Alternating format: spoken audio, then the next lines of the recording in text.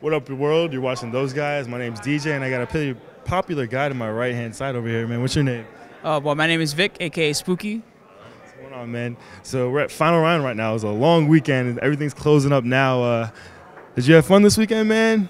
Oh, yeah, I had a good time. I enjoyed it. You've been a pretty busy guy these past couple of weeks, man, with Cross Assault and all these tournaments that you're running, man. It's been a lot of craziness. How did you like this event? Was it fun, busy, anything like that? Well, I think that final round really is kind of the epitome of like the community tournament. I mean, outside of Evolution, which is longer running and has a little bit more of a history behind it, final round is the best tournament in my opinion. And I think it ran really well. There were tons and tons of people that showed up. There were some really hype matches. There were so many people that the schedule ran pretty far behind. And last year, like, it was perfect with scheduling, which is why. But it just goes to show you there's so many people that were interested in this event that they were just coming in like through the door at the last minute. So it even showed with the players. I mean, we had people coming out from Japan. Shout outs to Agio Joe for final round bats. That was a lot of hypeness too. Their matches, it was just crazy. So switching it up a little bit, Street Fighter Cross Second's coming out, man. How do you feel about the game? Are you excited? What are your thoughts? Well, the earlier builds of Street Fighter Cross Second were really complete disappointment. Complete disappointment to the point where, like, all right, I'll tell you how bad it was. IFC Yipes and Kevin Landon were there at Finger Cramp when they had an earlier build of the game, and they were like, fuck this game, we're going to go back and play Marvel. Wow. That's how bad it was. All right? Now, since then, the retail build, which is the build that we had at Cross Assault, really, I think, nailed it. They really changed a lot about the game and what people really did not like about the earlier builds. And since then, my opinion has completely changed to the point where this is probably the game that I'm most excited for in 2012. Well, you're known for hosting Big 2 in New York City. Now that Cross Second's out, do you think it's going to make Street Fighter 4 obsolete? Are you still going to stream Street Fighter 4 every week? How do you feel about that? Well, the way I see it is my job is to support what the community wants, essentially. So if people still want to play Street Fighter 4, then Big 2 may have to become Big 3. But if that's not the case and people go, since Street Fighter Cross Second came out, I really don't care about Street Fighter 4 anymore, then that's the community, and I'm going to go with them. And I'm going to say, all right, you guys don't want to play this anymore, let's move on to the new games. So how do you feel personally? Do you think Street Fighter 4 is obsolete now that you have Cross Second and you think it's a good game? I don't think that SF4 is obsolete, and the main reason why is because, number one, Street Fighter Cross Second is a console game, which means that especially Japan, which is very engraved still in the arcade scene, may not be as accepting to it as we are. So that's the first problem. The second problem is that SF4 is just a more international game. So even if you have Street Fighter Cross Second, if you try to replace SF4, then you're going to lose that international element. So you're not going to have these big, especially like a major like this where you have people from all over the world. If you drop SF4, then you kind of lose that element to it. The good news is Ono says they're working on SF5, so there you go. Oh, holy shit. Damn. Broken by Spooky. I didn't even know that. That's amazing. That's been kind of known for a little while, actually, yeah. I guess I'm out of the know then. So with all these new events happening all over, I know Capcom's going to be hosting their events, and even MLG's trying to get into the fold. How do you feel about the whole esports versus FGC whole drama and debate going on?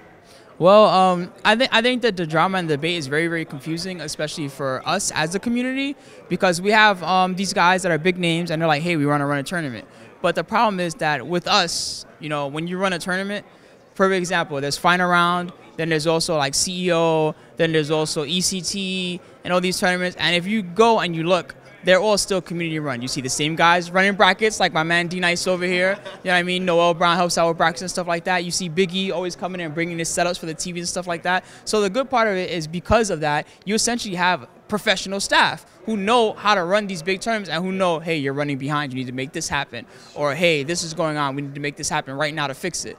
With MLG, it's a little bit different because essentially it's their league and it's their rules. So they're going to have control of how they run their events. And I mean, it's their baby, so they're allowed to do that. But the problem is that with the fighting game scene, most guys are very, very protective of what we've all done together because, we feel like, well, hey, if we give this all to MLG, then what's going to happen? And, perfect example, unfortunately, is that MLG still runs events at the same time as community events.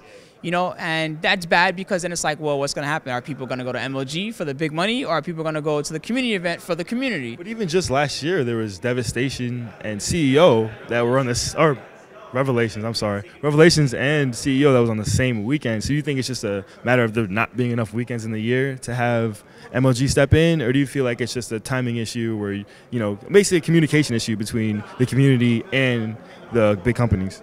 I'm not really sure. I have to say that with Revelation and CEO, the situation is a little bit different because CEO is essentially all the way on the East Coast and Revelation was on the West Coast. And even with the big East Coast tournaments, although the West Coast wants to travel out here and although we want to travel out there, it's very expensive to travel cross-country just for an event.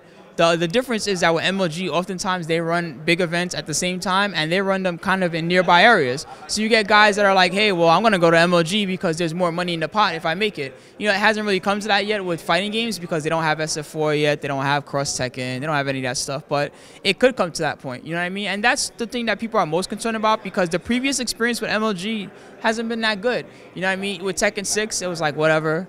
You know, it happened and it was over. You know, there was a year earlier at EVO where they were partnered with MLG, and that partnership, apparently the Cannons and Wiz weren't really too happy about. And so that's what makes us nervous. It's like they go, well, how come you don't want to work with us? And then we go, well, we've worked with you in the past, and it really wasn't that good for us, so we'd rather do things on our own right now. And that's kind of the position that we're all in, I feel like. So what about for a game like KOF that's still in its infancy stages as far as the community is concerned? It's still trying to grow. It's still kind of trying to get its hype. I know it was really hyped this weekend when you were streaming the tournament. It was craziness. Do you think that MLG would, you know, in the end, do you think them having KOF would help KOF scene grow and become more popular? Possibly. MLG does have, you know, a huge promotion behind it, you know what I mean? And they're really big, not just among like hardcore like fighting game scene, which, you know, but among like hardcore gamers in general. So MLG has like that whole multi-marketing aspect to it where, you know, possibly they could be the guys that help bring fighting games more into the mainstream.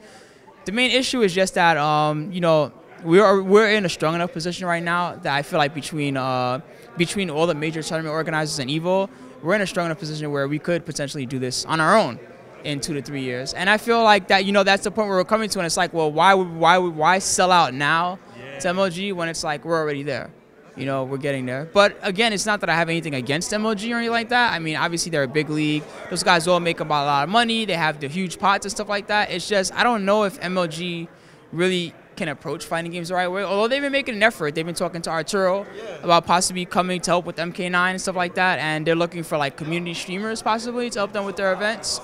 So, I mean, who knows? Would you be open to streaming with MLG or any of those companies? Or do you still feel strongly about just the community having all of the responsibilities as far as that's concerned? I had some interest in possibly working with MLG, but after looking at their schedule and finding that it just conflicts with a bunch of community events, I don't really have interest. I would rather do, if a community event and MLG were the same day, I would rather be at a community event. Spooky's not a sellout, ladies and gentlemen. So, well, I just want to thank you one last time for spending some time. I know you've been busy, extremely busy this weekend and the past couple of weeks. Where can the people find you next? Where are you going to be at? Well, the next big event that we're going to do is Power Up in the Midwest. That's in Cincinnati. That should be pretty sick. And then we're going to be at Civil War, which is in Richmond, Virginia. Yeah. Before that, I might try to make it to NCR. We'll see. I'm going to try to pick up some plane tickets when I get back to my hotel room. But I won't be streaming at NCR. I'll just be playing in the tournament. So what games are you going to play? I'm going to play Cross-Tekken. Oh, really? That's why I want to go, actually, because I want to try to enter Cross-Tekken. That's pretty fucking sweet. So what characters are you going to be playing in Cross-Tekken? I'm going to be playing Rolento Raven. Oh, I heard Rolento's fucking broken, man. Rolento's really good. Stand jab is beastly. He also has stand forward into Fierce, which is like a good long range chain. His sweep is good. Rekkas are good. His crouching forward is fucking good too, man. Yeah, crouching forward is good, and it links off the stand jab, which is good. He's a good character. I think he's solid. What Raven, what I like about him is he has really good mix-ups. Also, if you switch cancel into him, he has a sweep loop, which is really good because even from one corner, it carries you all the way to the other corner. Then he has the teleport mix-ups, which are okay. He has air fireball, which is not bad. He's a good character. I like him. So how do you think Cross-Tekken is playing now? Do you think it's more of a slow footsie type based game, or do you think it's, you know, about combos, like how similar to Marvel in that aspect? I think currently the current form of Cross-Tekken that we're playing is very, very footsies oriented. But I think that the final evolution of Cross-Tekken is going to be much crazier and actually more Marvel-ish, in that because of how switch cancels actually work, and I've seen Nerd Josh start to do this. You might have seen it if you watched the Cross Assault finals. You can actually be super aggressive with switch cancels to the point where like you can even go for like meaty Dragon Punch on the opponent and then switch cancel to make it safe. So like if they try to reversal, your DP beats theirs. If they try to backdash, they get tagged. So I mean, it definitely feels like there's some really aggressive elements to it that people haven't fully explored yet. I just want to say thank you again, man. You definitely gave us a lot of information. I appreciate it. Also, where can people find you online if they want to, keep up? Well, the main website you can head to is iplaywinner.com. Shout out to Lord Hunts. And also, you can find me on Twitter at Team Spooky. All right, man. Spooky, I appreciate it, man. Thank you a lot. No problem. Thanks, man. No problem, guys. All right,